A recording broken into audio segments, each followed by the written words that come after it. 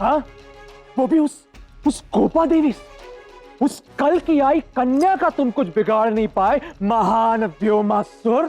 हाँ? अरे मूर्ख बना गई वो तुम्हें। मूर्ख तो तुम हो। जो गोपा ने किया वो सही किया, अन्यथा यह विवाह होता ही नहीं। और यदि यह विवाह नहीं होता तो मैं महाराज कंस को क्या मुंह दिखाता, किंतु अब यह विवाह होगा, अवश्य होगा। ऐ व्योमासुर, स्वयं को दूल्हा समझने की भूल मत करना। तुम केवल एक असुर हो, व्योमासुर। भूल से भी अपने आप को मेरी राधा का वर मत समझ बैठना।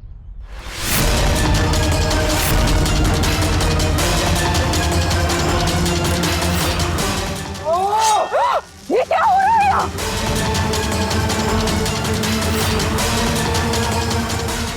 ये समय एक दूसरे के विरुद्ध लड़ने का नहीं है, बल्कि एक दूसरे के साथ खड़े होकर लड़ने का। क्यों लड़ रहे हैं दोनों? आरंभ इसने किया था और इसने जो किया वो उचित था। मौन! मूर्खता की चरम सीमा पार कर चुके हो दोनों के दोनों। दिखाई नहीं देता कृष्ण के यहाँ नहीं होते हुए भी विवाह की एक भी विधि अभी तक पूर्ण नहीं हो पाई।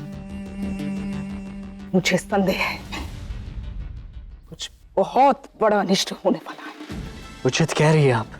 हाँ, तो उचित बात करने के लिए बुद्धि का उपयोग करना होता है।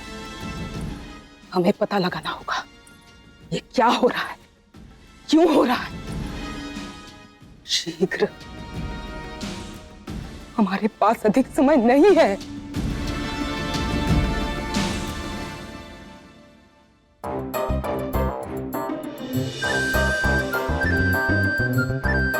इसमें कोई संदेह नहीं कि मैं अभी भी तुमसे रुष्ट हूं।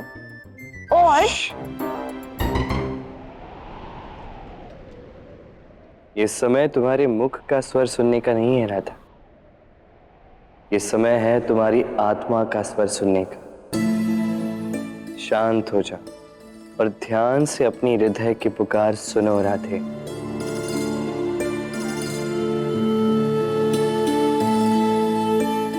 स्वयं से लड़ना बंद कर दो। बुद्धि से कहीं अधिक शक्तिशाली हमारा हृदय होता है राधा, क्योंकि हमारे हृदय की शक्ति भावनाओं से जुड़ी होती है। प्रेम में ना ही बुद्धि काम आती है ना ही गणित। यदि कोई व्यक्ति केवल बुद्धि का प्रयोग करे तो वो व्यापारिक और औपचारिक हो जाता है, भावना शून्य हो जाता है, और वो जीवन ही क्या राधे जिसमें भावनाएं ही ना हो।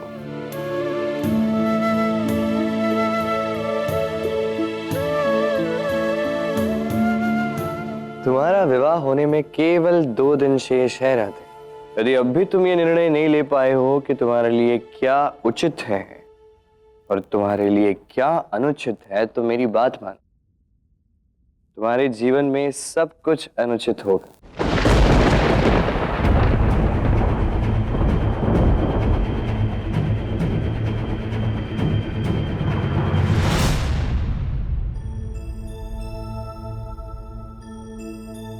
कितना बुरा है ये कृष्ण, फिर लुप्त हो गया। अपनी बात हमेशा अधूरी क्यों छोड़ जाता है। राधे,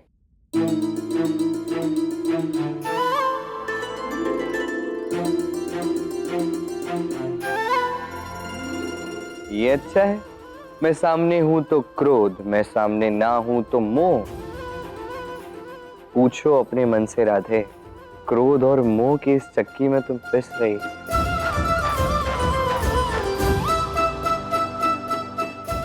चलो छोड़ो, मुझे उससे क्या।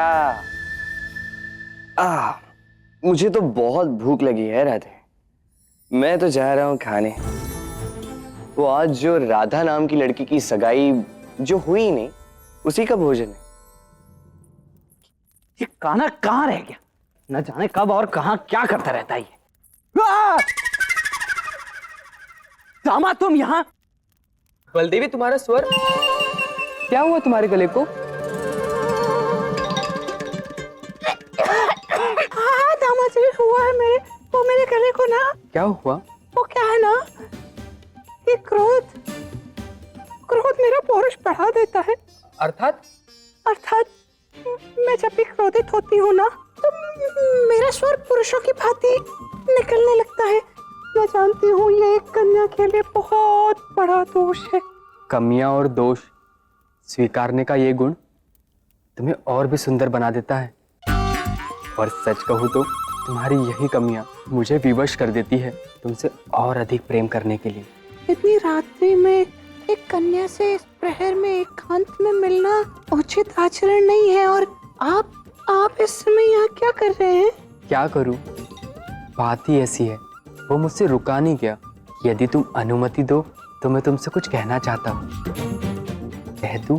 नहीं, अब ना हम जो भी बात करेंगे कल प्रातः में ही करेंगे। अभी आप जाइए, जाइए। रुको गोपा, आज मेरे कोप से तुम्हें कोई नहीं बचा सकता। कुछ कर पाएगी तू?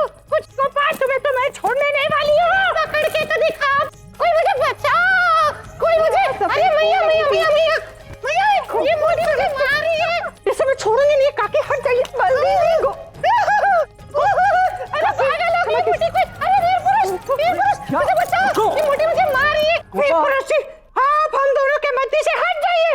आज इस गोपा को मुझसे कोई नहीं बचा सकता। देखो मुझे बचाइए, ये मोटी मुझे देवी मार क्या रही है। कर रही हो? मोटी कहीं मुझे मार रही है। मुझे गोपा! मुझे बचाओ। हटिएगा वीर पुरुष, आप भी ना। अरे कैसे हटू? दोनों ने पकड़ रखा है मुझे। कोई पीछे खींच रहा है, कोई आगे खींच रहा है। अरे मैं कहता हूँ छोड़ो।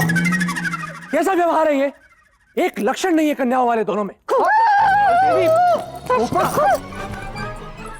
गोपा,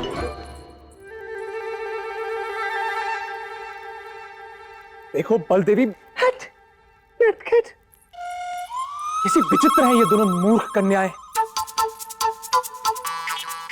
अरे मुझे नहीं पकड़ पाओगे दाऊ। अरे तुम बचकर जाओगे कहाँ कान्हा? वृंदावन।